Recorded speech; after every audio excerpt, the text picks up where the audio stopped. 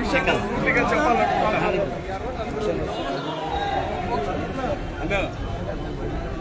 ప్రవీణ్ పగడాల గారిని హత్య చేసి చంపారు అన్న విషయం ఇప్పుడున్న ప్రతి ఒక్కరికి తెలిసిందే.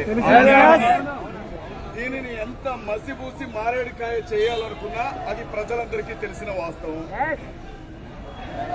ఈ విషయాన్ని బయటికి తీసుకురాకుండా ఎవరో వెనకుండి తెర వెనక ఈ విషయానికి అడ్డుపడుతున్నారు అన్న విషయం కూడా అందరికీ తెలిసిందే.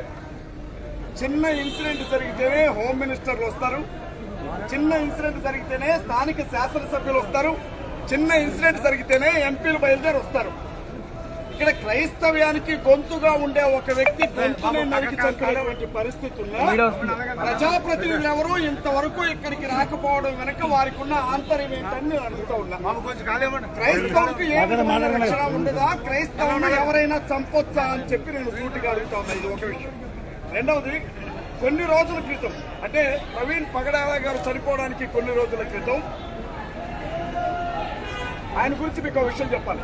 సుమారు 200 మంది అనాథలకి అన్నం పెట్టి పోషిస్తున్నటువంటి వ్యక్తి ఆయన. చిన్నారి రాణులు చిన్నారి రాజులు అనే అనాథాశ్రమాలకి పూర్తిగా సపోర్టర్ గా స్పాన్సర్ గా ఉన్నది ఆయనే. వాళ్ళ కన్న బిడ్డని చంపుతామని వార్నింగ్ ఇస్తున్నారు అని ఆయన తన సన్నిహితుల దగ్గర వాపోయినటువంటి విషయాన్ని మీ దృష్టికి నేను తీసుకొని వస్తున్నాను. ప్రవీణ్ పగడాల గారికి మాత్రమే కాదు, ఆయన కుటుంబం మొత్తానికి థ్రెట్ ఉంది అన్న విషయం క్రైస్తవ సమాజం అంతా తెలుసుకోవాలి. ప్రవీణ్ గారిని ఏమీ చేయలేని ఈ కుక్కలు ప్రవీణ్ గారిని బిడ్డని చంపుతామని ఆ కుటుంబాన్ని హెచ్చరించారు. వాళ్ళు చాలా భయంకరమైనటువంటి మానసిక క్షోభను అనుభవిస్తున్నారు. ఇది మొదటి విషయం. రెండవ విషయాన్ని మీ దగ్గరికి తీసుకురావాలి. ఇప్పుడు పోస్ట్ మార్టం జరుగుతుంది, ఇంకా రిపోర్ట్ రాల.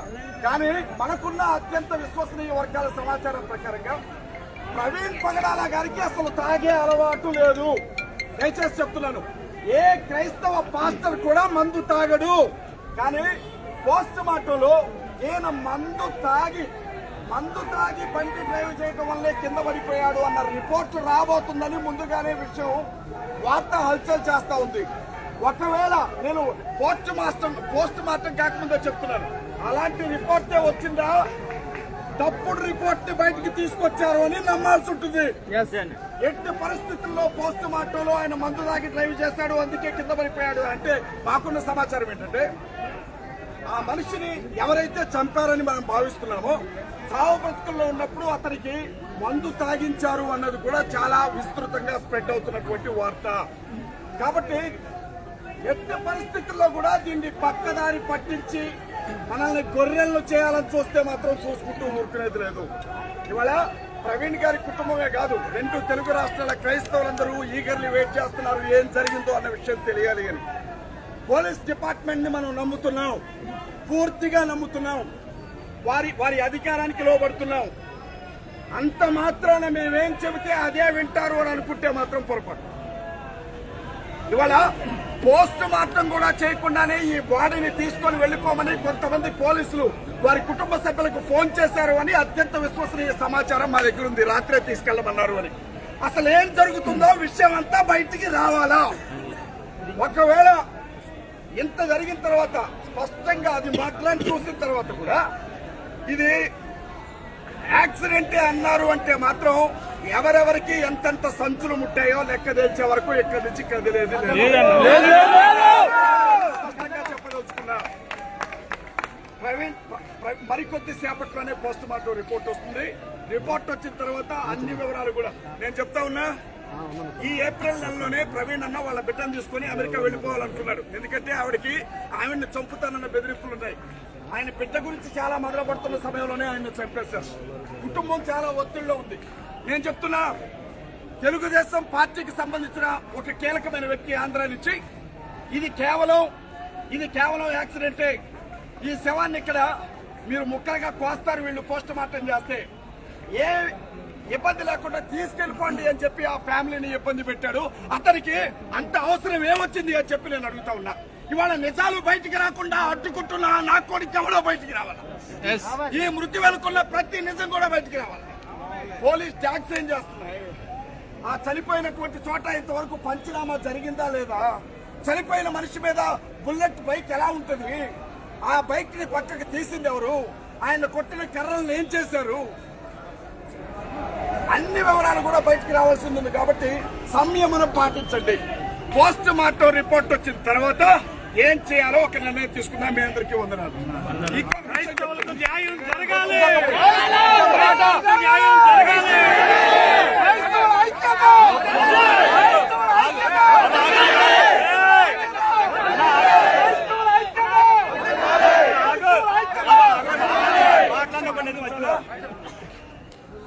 ఎప్పుడైతే ఈ మర్డర్ జరిగిందన్న విషయం బయటకు వచ్చిందో వాళ్ళు దీన్ని యాక్సిడెంట్ అని అంటున్నారు. చాలా మంది అయితే పండగ చేసుకుంటున్నారు. లిటరల్లీ అతను చచ్చిపోయాడు అని. మానవత్వం అనేది లేనే లేదు. రెండో విషయం చెప్తున్నా, నాకు మాత్రమే కాదు కొంతమంది క్రిస్టియన్ వారియర్స్ కి నెక్స్ట్ చచ్చేది వీడే అని పర్సనల్ గా మెసేజ్.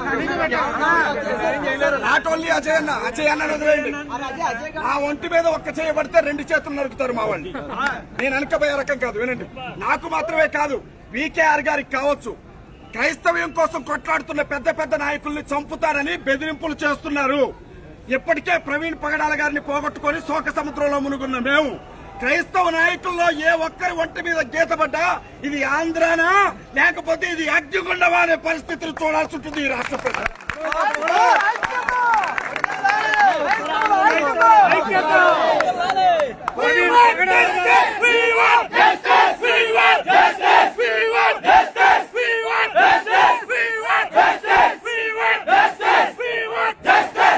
జానబెన్ని లింగ గారు నేషనల్ ప్రెసిడెంట్ ఏఐసిసి వారు మాట్లాడతారు.